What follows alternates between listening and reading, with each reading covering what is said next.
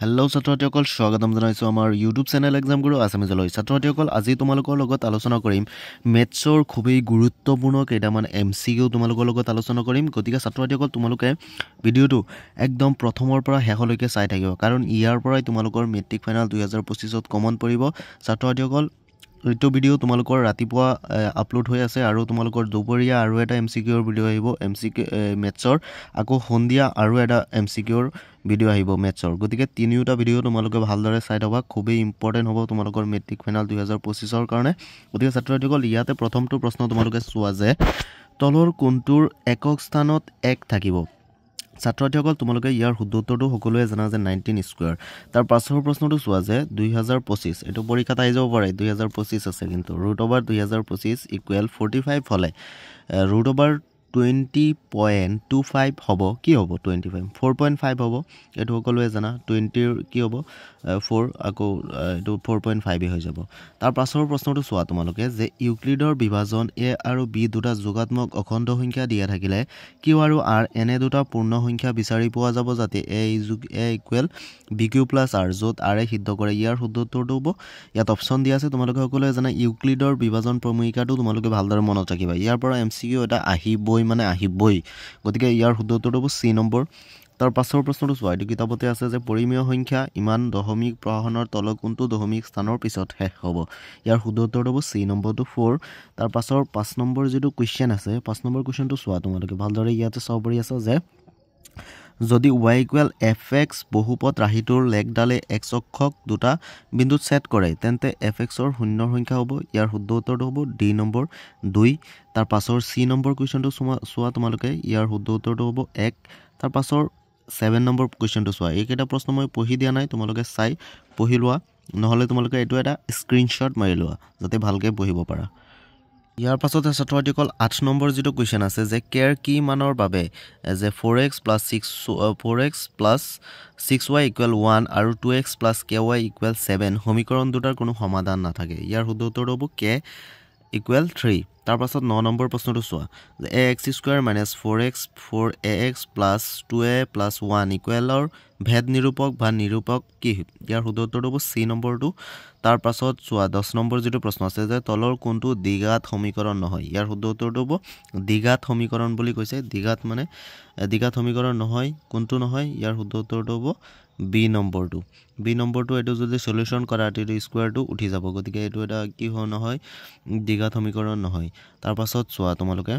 11 number যেটো question আছে 11 number কোৱেশ্চনটো চোৱা যে √7 √28 a সমান্তৰ প্ৰগতিটো পিছৰ পদটো কি হ'ব ইয়াৰ পাছৰ পদটো কি হ'ব তোমালোকে সকলোৱে জানা ইয়াৰ যদি সাধাৰণ অন্তৰ আৰু প্ৰথম পদ উলিয়াই আমি তাৰ পাছৰ পদটো উলিয়াব পাৰিম ইয়াৰ শুদ্ধ উত্তৰটো হ'ব ডি নম্বৰটো তাৰ পাছৰ প্ৰশ্নটো চোৱা এটো কিতাপত আছে 11 নম্বৰটো কিতাপত আছে কিন্তু এনেকুৱা ধৰণৰ সমান্তৰ প্ৰগতিৰ পৰা এনেকুৱা ধৰণৰ প্ৰশ্ন আহিব তোমালোকে চাই লবা অনুশীলনী কিমান 5.182 আছে এনেকুৱা ধৰণৰ কিছুমান সৰু শৰ্ট কোৱেশ্চন তাৰ পৰা তোমালোকৰ এটা আহিবই এমচিকিউ তাৰ পিছত চোৱা মূল বিন্দুৰ পৰা p - 6 8 ৰ দূৰত্ব গতিকে এটো কি হ'ব 10 হৈ যাব 6 ৰ স্কয়াৰ গলে 36 আৰু 8 ৰ স্কয়াৰ গলে 64 তে √100 হৈ যাব √100 ৰ মান কিমান হ'ব ইয়াত 10 হৈ যাব গতিকে ইয়াৰ শুদ্ধ উত্তৰটো হ'ব চি নম্বৰটো 10 তাৰ পাছৰ প্ৰশ্নটো চোৱা 13 নম্বৰ যেটো কোৱেশ্চন আছে যে -6,5 আৰু -2,3 বিন্দু সংযোগী ৰেখাখণ্ডৰ মধ্যবিন্দু ইমান হলে এৰ মান কিমান হ'ব গতিকে ইয়াৰ অংকটো কৰিলে তোমালোকে পাই যাবা ইয়াৰ শুদ্ধ উত্তৰটো বি নম্বৰটো -12 এটো 7 নম্বৰ চেপ্টাৰৰ পৰা আছে তাৰ পাছৰ প্ৰশ্নটো চোৱা যদি tan a = 3/4 আৰু a + b = 90 ডিগ্ৰী তেতিয়া cot b ৰ মান হ'ব ইয়াৰ শুদ্ধ উত্তৰটো হ'ব 3/4 চি নম্বৰ আনসাৰ তাৰ পাছৰ প্ৰশ্নটো চোৱা যে ট্ৰায়াঙ্গল ABC ত angle 90 degree AB = 3 cm BC 5 cm তে AD লম্ব BC হলে AD ৰ দৈৰ্ঘ্য কিমান হ'ব ইয়াৰ শুদ্ধ উত্তৰটো হ'ব 12/5 তাৰ পাছৰ 60 নম্বৰ যেটো কোৱেশ্চন আছে এটো তোমালোকে চোৱা এটো ইম্পৰ্টেন্ট কোৱেশ্চন আছে তোমালোকৰ ফাইনালৰ কাৰণে এটো চোৱা যে ABC ত্ৰিভুজৰ AB = কিমান 6√3 cm আৰু AC = 12 cm আৰু BC = 6 cm B কোনটো হল ইয়াৰ শুদ্ধ উত্তৰটো হ'ব 90 ডিগ্ৰী তাৰ পাছত 17 নম্বৰ কোৱেশ্চনটো চোৱা এইকেইটা কোৱেশ্চন খুব ইম্পৰ্টেন্ট এটো কিতাপতে আছে চাগে ইয়াৰ শুদ্ধ উত্তৰটো তোমালোকে জানাই √d নম্বৰটো হ'ব √119 তাৰ পাছত 18 নম্বৰ কোৱেশ্চনটো চোৱা যদি এটা বিন্দু P ৰ পৰা ও কেন্দ্ৰযুক্ত এটা বৃত্তৰ পি আৰু পি বি স্পৰ্শককেইডালে পৰস্পৰ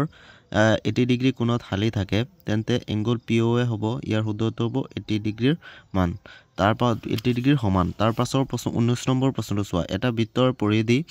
44 সেন্টিমিটাৰ হলে ইয়াৰ কালি হ'ব ইয়াৰ শুদ্ধটো হ'ব ডি নম্বৰটো 154 সেন্টিমিটাৰ স্কয়াৰ তাৰ পাছত 20 নম্বৰ কোৱেশ্চনটো চোৱা এটা তথ্যৰ মধ্যমা আৰু বহুলক যথাক্ৰমে 33 আৰু 45 হলে মাধ্য হ'ব ইয়াৰ শুদ্ধটো হ'ব সি নম্বৰ 27 তাৰ পাছৰ প্ৰশ্নটো চোৱা এটো 2017 বৰ্ষত আহিছিল পৰীক্ষাত 1 2 3 4 আপ টু n ৰ মাধ্য বা গড় হ'ল ইয়াৰ শুদ্ধটো হ'ব n+1/2 তাৰ পাছৰ 22 নম্বৰ প্ৰশ্নটো চোৱা যে এটা পাহাগতি এবাৰ মাৰি পঠিয়ালে মৌলিক সংখ্যা পোৱাৰ সম্ভাৱিতা ইয়াৰ শুদ্ধ উত্তৰটো হ'ব 1/2 তাৰ পাছত তলৰ কোনটো এটা ঘটনাৰ সম্ভাৱিতা হ'ব নোৱাৰে এটো খুবই ইম্পৰ্টেন্ট কোৱেশ্চন তোমালোকৰ মেট্ৰিক ফাইনেলৰ কাৰণে যে ইয়াৰ শুদ্ধ উত্তৰটো হ'ব ইয়াৰ এটা ঘটনাৰ সম্ভাৱিতা কেতিয়াও শূন্যতকৈ সৰু আৰু একতকৈ ডাঙৰ হ'ব নোৱাৰে গতিকে ইয়াৰ শুদ্ধ উত্তৰটো বি হ'ব কাৰণ এটো মাইনাস আছে শূন্যতকৈ কম আছে গতিকে ইয়াৰ শুদ্ধ উত্তৰটো হ'ব -1.5 গতিকে ছাত্ৰসকল আজিৰ ভিডিঅ'টোত আছিল একেটা MCQ আৰু নেক্সট তোমালোকৰ যেটো দুপৰীয়া ভিডিঅ' আহিব হেতু ভিডিঅ' তোমালোকৰ আৰু এনেকুৱা ধৰণৰ 20টা বা 25টা MCQ থাকিব তাৰ কাৰণে তোমালোকে ভিডিঅ'টো চাই থবা খুবই গুৰুত্বপূৰ্ণ এনেকুৱা ধৰণৰ আকৌ সন্ধিয়া আৰু এটা ভিডিঅ' আহিব